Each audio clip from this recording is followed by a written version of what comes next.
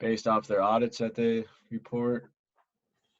And I found that they rendered an unqualified opinion and that Caterpillar maintained effective internal control throughout all the financial reporting and agreed with all the GAAP principles.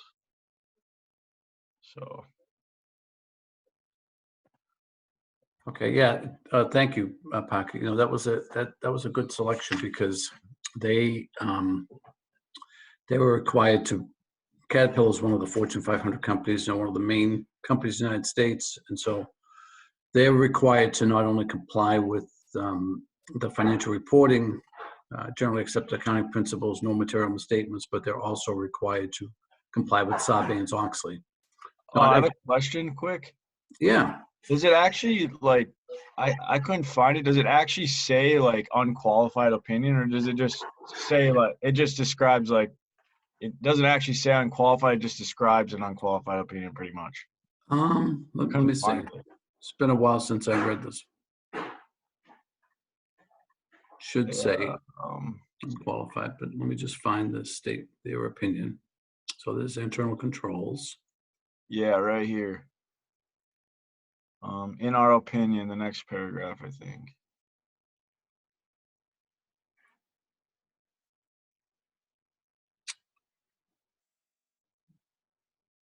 Yeah. No, I guess it does not use the word unqualified. But it pretty much gives a definition of unqualified with. It does, yes. Yep. It does. Okay. And you see it's made out to the board of directors and shareholders. Yeah.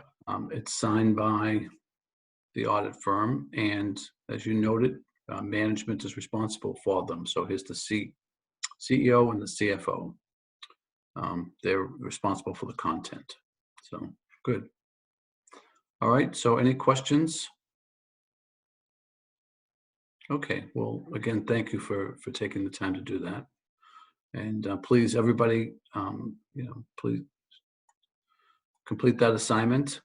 And I'm going to go on to the Chapter 5 materials. I'm going to use Kahoot to go through the materials. So we've talked about ethical responsibilities last week, and today we're going to talk about legal liabilities that audit firms have, or auditors have.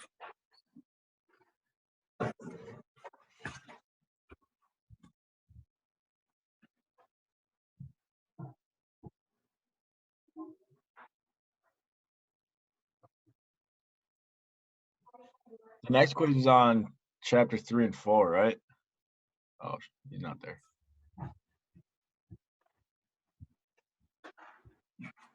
What's that? Sorry. The next quiz is on chapter 3 and 4, or 4 and 5? Oh, yes. Yeah. Thanks for asking that. Yeah, it's on 3 and 4. Yep. And I'll post that later this week after. Oh, I'm sorry. It's on this chap. Oh, hold on. Now I got to go back and check.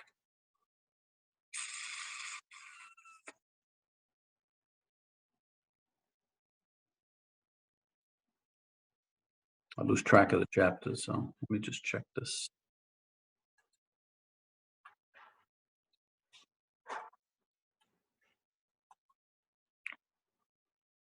All right.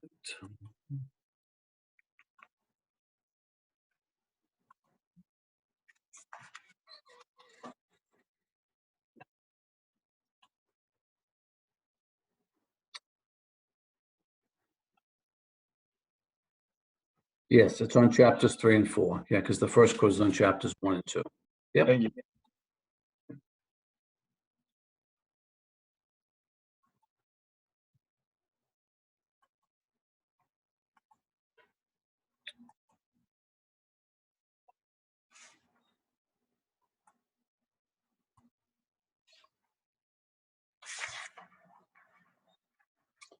So as I mentioned, we've talked about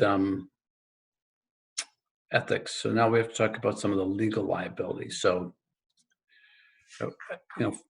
from a professional perspective, we have both legal and ethical responsibilities, and as I mentioned previously, the ethical responsibilities are at a higher level than the legal responsibilities, but you have to comply with both. And the penalty for not complying with legal liabilities might even be stiffer than the ones for not complying with ethical ones, but they're both essential to being, a professional.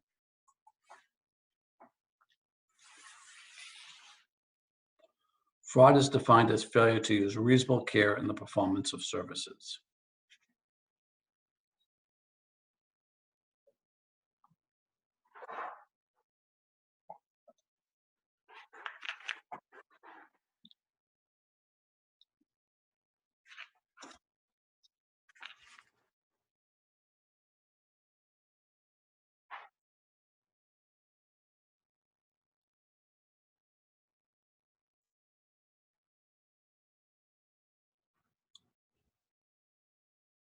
Yeah, that's false. So a little bit of a tricky question, but this defines negligence, right? And so negligence, when we think about legal liability and legal responsibility, a lot of what we're talking about is negligence, and it's just a degree of negligence, right? And so there are certain aspects of legality that are covered in the chapter. So there's contract law, and then there's liability based on negligence. And so let me actually open up a short video. It's going to kind of frame the discussion here.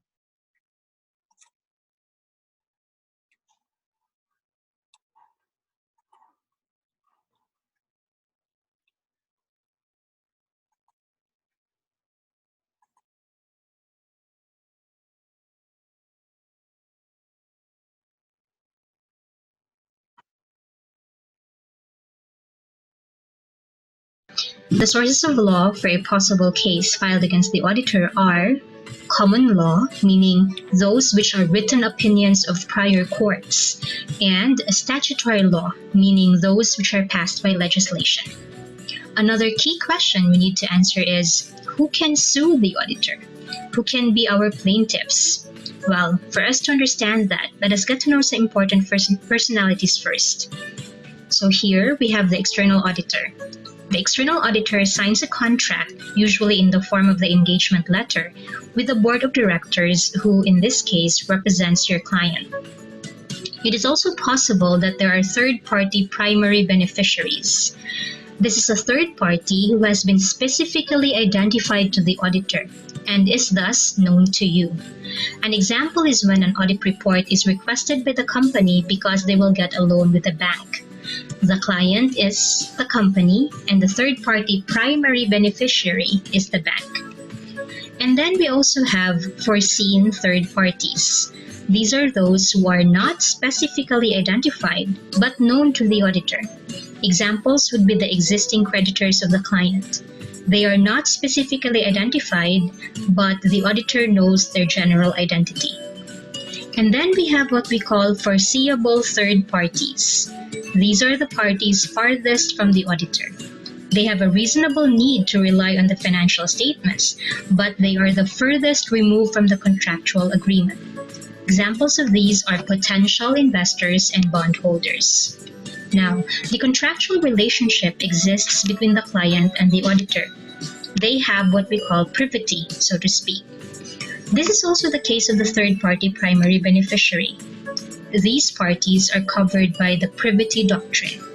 Because of this, only they can sue the auditor for breach of contract. The other third parties do not have this right, mainly because they are not privy to the contract. I repeat, only the client and the third-party primary beneficiary can sue the auditor for breach of contract. In fact, because they have a contract with the auditor, they can sue the auditor for ordinary negligence or the failure to exercise reasonable care in performing services, including departure from auditing standards and violations of confidentiality. Foreseen third parties and foreseeable third parties, on the other hand, need the tort law to bring legal action against an auditor. The tort law is invoked in cases where there is an alleged injury due to negligence, gross negligence, or fraud. When we say gross negligence, this means the lack of minimum care in performing services. This involves reckless departure from auditing standards. In some instances, courts have found gross negligence to be equivalent to constructive fraud, meaning there is no intent, but the recklessness with which the audit was conducted is equivalent to fraud, even in the absence of intent. For foreseen and foreseeable third parties, they can bring legal action against the auditor in cases of gross negligence and fraud, whether actual or constructive. Let's illustrate this one. Suppose an auditor is engaged to audit the financial statements of FGH Corp. The auditor was made aware by the board of directors that the audited financial statements will be used by the company in obtaining a loan from the Bank of Funds. Unknown to the auditor, FGH Corp was able to receive 100 million pesos from an investor who relied on the audited financial statements and the audit report. In other words, although it is reasonably expected for investors to use the audit report in making its decisions, the company did not specifically make known to the auditor that his report will be used for this purpose. Now, unfortunately, the external auditor failed to meet the requirements of the standards in the conduct of this particular audit. In fact, he merely signed the audit report without an actual audit taking place. Because of this, the client defaulted on its bank loan and the investor suffered losses. To whom is the auditor liable to? He is liable to the client and the Bank of Funds. We must remember that the minimum cause for legal liability for those with privity is ordinary negligence. Since the auditor is obviously guilty of gross negligence, all the more reason that he is liable to the client and the third-party primary beneficiary. The auditor is also liable to the investor. Under the tort law, the auditor is liable even to a foreseeable third party for injury owing to auditor negligence, gross negligence, or fraud.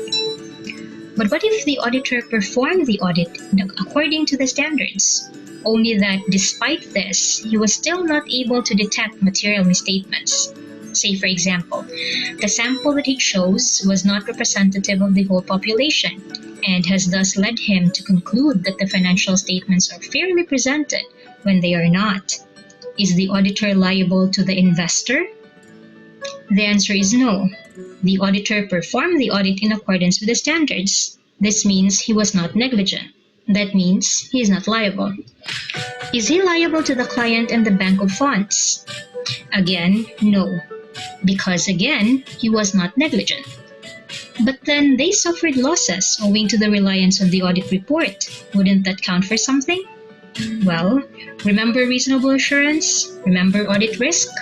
Even when the auditor does the audit right in the very best way he can and in accordance with the standards, there is still that risk that the opinion is inappropriate.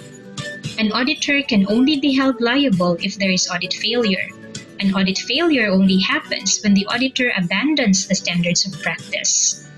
An auditor, therefore, cannot be held liable for as long as he performed his audit in accordance with the auditing standards.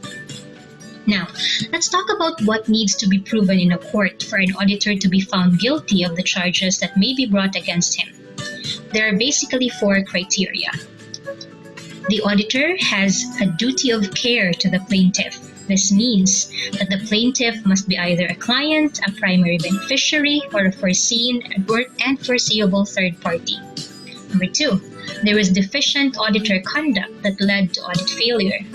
Number 3, that the plaintiff had damage or loss. The loss to the plaintiff must be real loss, not simply an opportunity loss. And number 4, there was reliance on the financial statements or the advice given by the auditor. It must be established in court that there is a causal connection between the auditor's negligence and the plaintiff's loss. Who has the burden of proof for these 4 criteria? Well, the plaintiff has the burden of proof. How does the auditor minimize his exposure to legal liability? There are a number of things that can be done. For example, and we've mentioned this before, choose your clients well. Utilize the engagement letters to help minimize exposure. For example, include a provision that the client has to get consent from the auditor in cases where his report is used for debt or equity securities offering. The auditor has to follow the standards. I cannot stress this enough. For as long as we conduct our audits with due care, follow auditing standards, exercise professional skepticism, we should be confident that we have provided our best service to our clients. And of course, the auditor can seek other remedies such as having a professional liability insurance coverage and having his own legal counsel. So that's it, folks. Thank you so much again for watching our videos.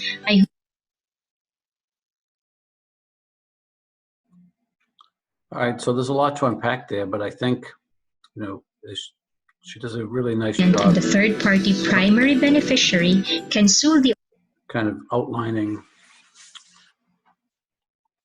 the scope of the auditor liability and some measures that can be done to limit or prevent being liable for things. So I think one of the key things to keep in mind is that what we're really talking about here is negligence.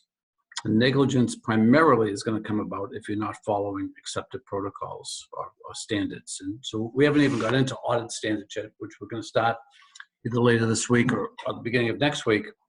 But there are established professional methods that we need to use when we're doing audits, and if we follow those, then that's going to be a good defense. Doesn't mean you won't get sued. The United States is a highly litigious society, and when people incur losses, sometimes they're looking for somebody to blame, particularly somebody with deep pockets, as many CPA firms are. But I think that when she talks about a lot of excellent methods to protect yourself, and so let me just go back to that slide that she puts up here. So first of all, there are four things that come into mind when somebody is going to try to hold you liable. First of all, that you have a duty of care to that particular person. So I can't just arbitrarily sue somebody even if they've done something wrong. They have to have some responsibility to me. And so she talks about the different levels of responsibility. And then when we talk about audit failure, we're really talking about not following generally accepted auditing standards primarily.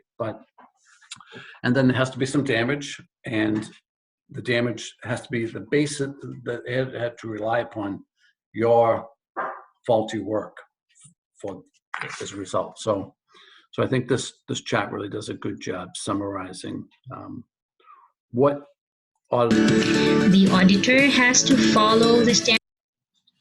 So first of all, make sure that that you understand who your clients are. Some clients are, well, potential clients, I should say, may not have the highest ethical standards, so you probably want to avoid them. Some clients are in inherently risky and uncertain businesses, and so if you're going to take on somebody that is in a high risk area, then what may follow from that is more litigation. So you may want to avoid those, or at least know what you're getting yourself into. And then, this engagement letter basically is really crucial because it outlines what you've agreed to do. And as long as that's accepted by a client, then that's the scope of your practice, right? And then you need to make sure that you follow the ethical and quality control standards that, the profession has articulated.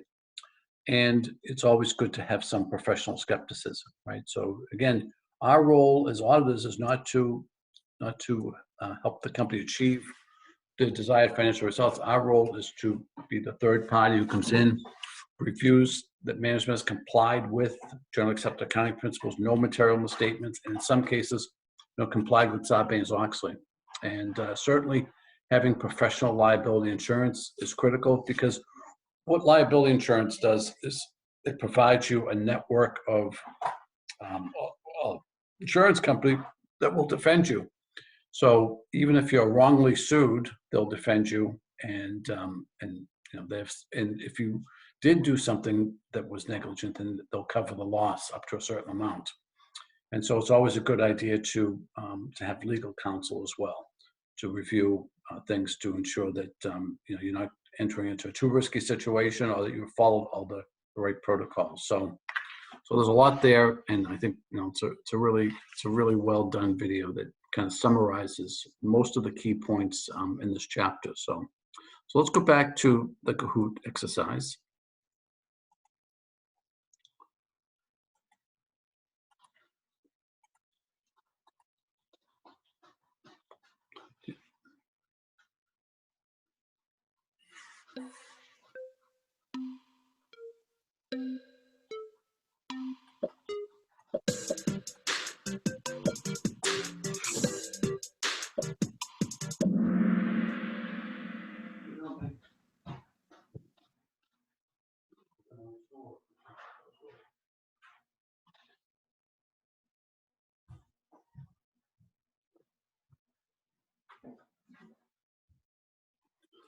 Okay, yeah, right. So when you think about what the primary legal liability, we're going to talk about negligence. I mean, there is contract law around breach of contract if you don't fulfill what you said you're going to do, and there is also fraud, which often ends up being criminal.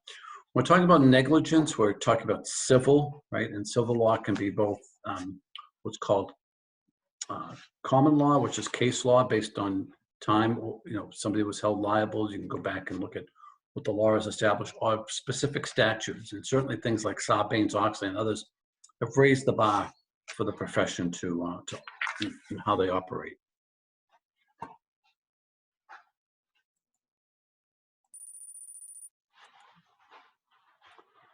Current law enables the criminal prosecution of auditors for gross negligence.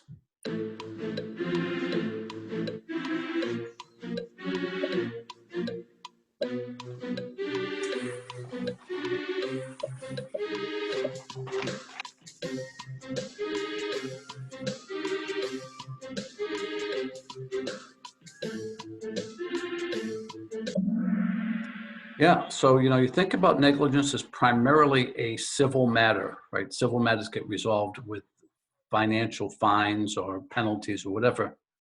Criminal matters mean that you could spend time in jail, or you could be barred from, as a felon from practicing in your profession. And so there's the difference between gross negligence and ordinary negligence. Is gross is that you really were extremely neglectful. So you said you were going to. So maybe it's not fraudulent, but you just didn't do what you said you were going to do, or you did it in such a sloppy and unprofessional manner that it really went beyond ordinary negligence. So everybody makes mistake. That can be ordinary negligence, but if it's derelict of duty, if it's something that that goes far beyond ordinary negligence, then there's actually could be criminal penalties attached to it. Most charges made against auditors under common law are criminal.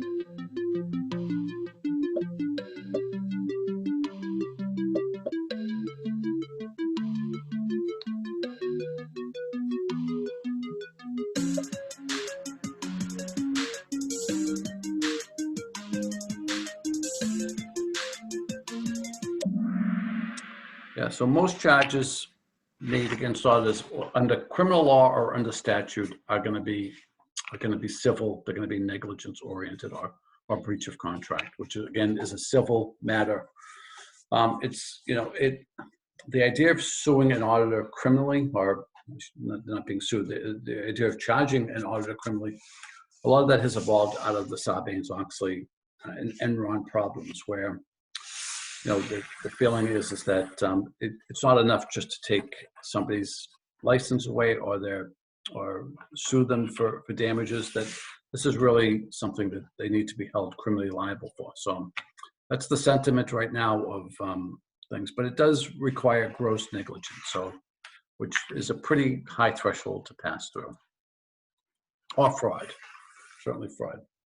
So we know we're in a very litigious environment, and we know we have contractual responsibility, and the big risk for auditing is really negligence. So the best protection is scope of practice and following generally accepted principles, making sure you remain educated. But be aware that the number of lawsuits and sizes remain high and are growing, right? So, and what contributes to that is the growing awareness by financial statement users that that auditors are responsible. 1 second, please. My grandson just handed me something. So, and that again, it comes out of a lot of this evolves out of Sarbanes-Oxley. But irrespective of that, as you enter into your profession, the financial statement users with a lot of money invested are often looking for somebody to blame when things go wrong. Also, the SEC, is much more compliant conscience and could also bring charges against.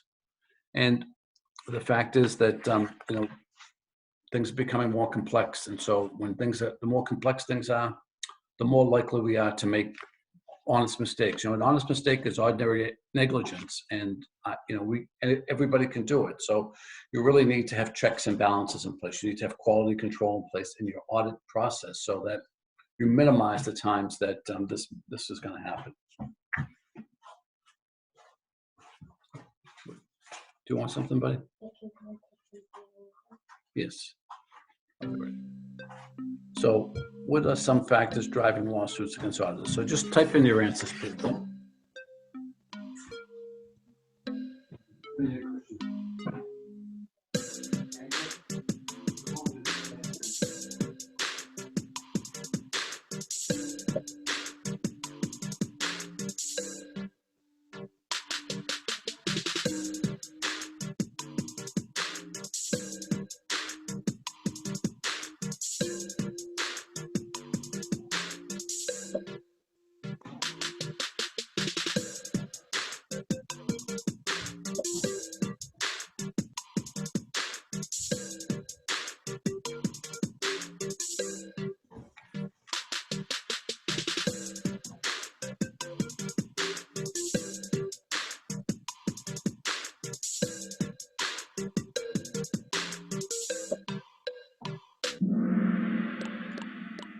Yeah, gross negligence, audit failure, negligence, right, etc. So,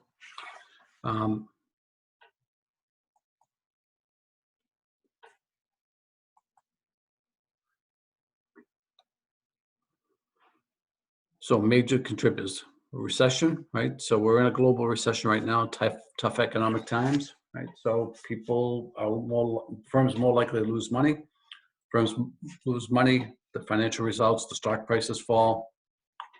That, whether fair or unfair, that prompts, and also the fact that large settlements have been occurred against CPA firm also ups the ante, right? Because there are firms out there that are more willing to take it on and sue for, and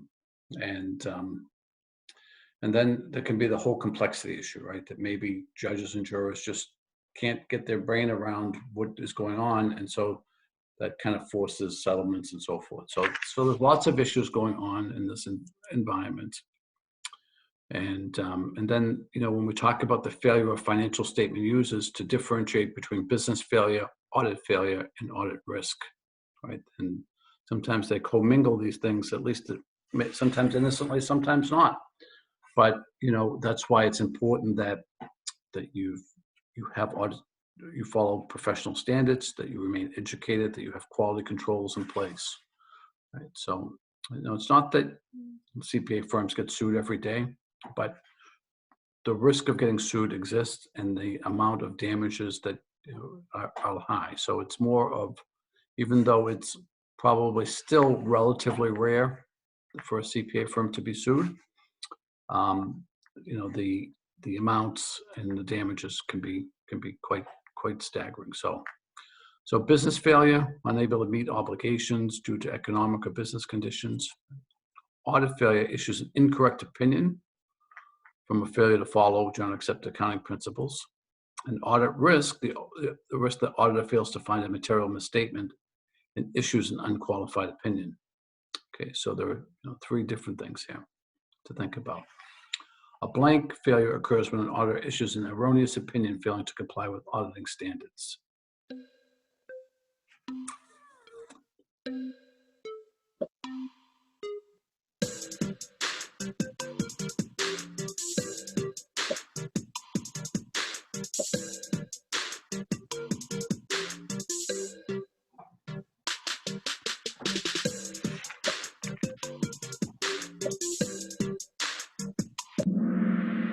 Okay, yeah, so that's an audit failure. The expectation gap often results in unwarranted lawsuits against the auditor.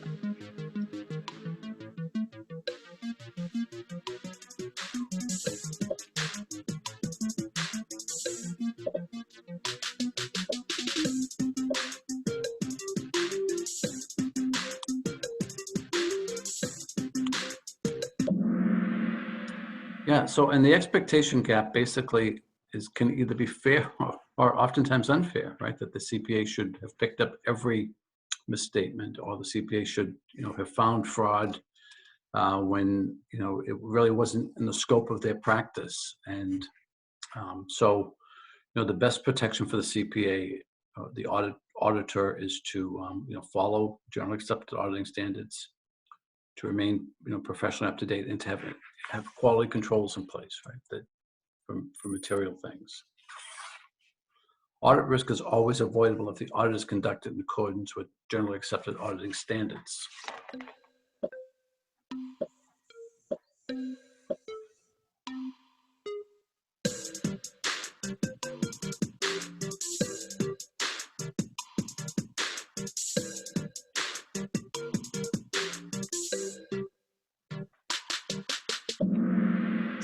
Yeah, unfortunately, audit risk goes with the territory, right? So the risk is that something could happen. So our best protection is to make sure that we follow the professional standards that exist, right? And not to skip over them and so forth. So that's the defense, right? So if I followed all the professional standards and things there was still a problem, then that's a pretty good defense. But if I haven't followed them, then I'm really in trouble. Since auditor's evidence is on a test basis, and because concealed fraud is difficult to detect, audit risk is unavoidable.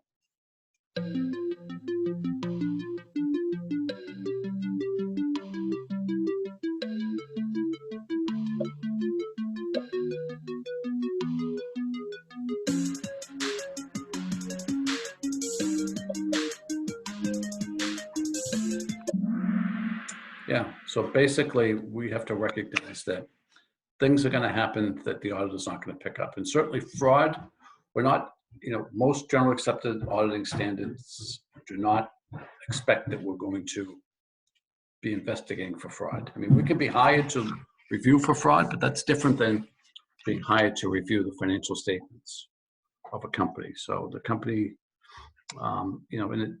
there's no absolutes here, but generally speaking, fraud is not something that auditors are expected to uncover.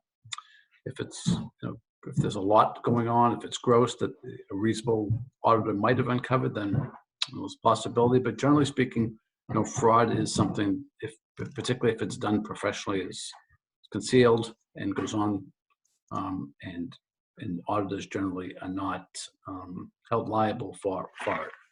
And I like to say they're not never, but it's, there are cases where it can happen. The term audit failure refers to a situation when the auditor issued an incorrect audit opinion.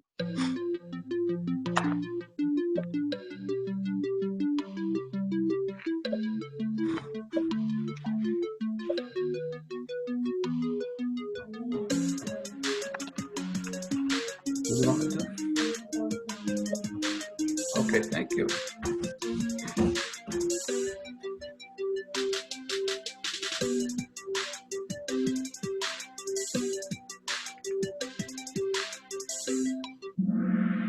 Okay, good. Yep.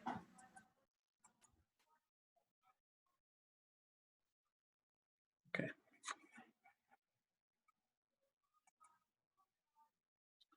So legal concept affecting liability. So a prudent person concept. So if a reasonably prudent person would have done what you did, right, then there's no liability attached to it.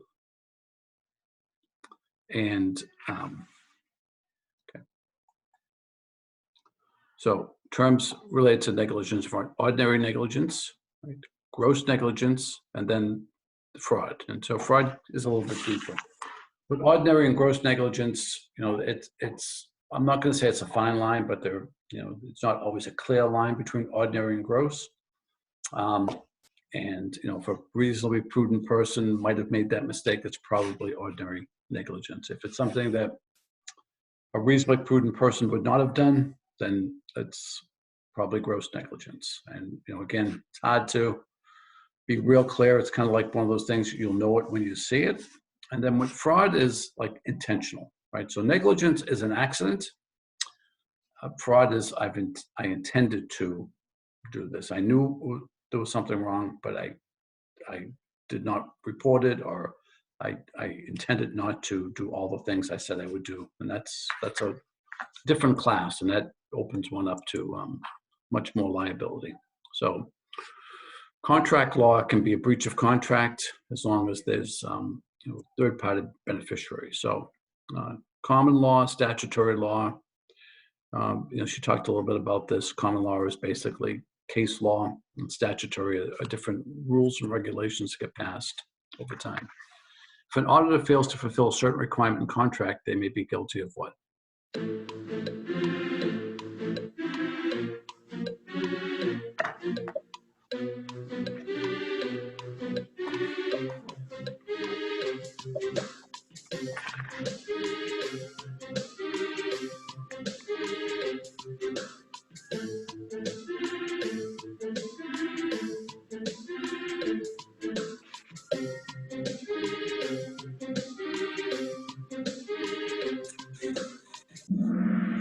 Yeah, they may be guilty of breach of contract. Okay, so a certain requirement, and these things happen, right? So I said I'm going to do something in writing, I don't do it, and so that's typically a civil matter. The standard of due care to which auditor is expected to adhere to in the performance of the audit.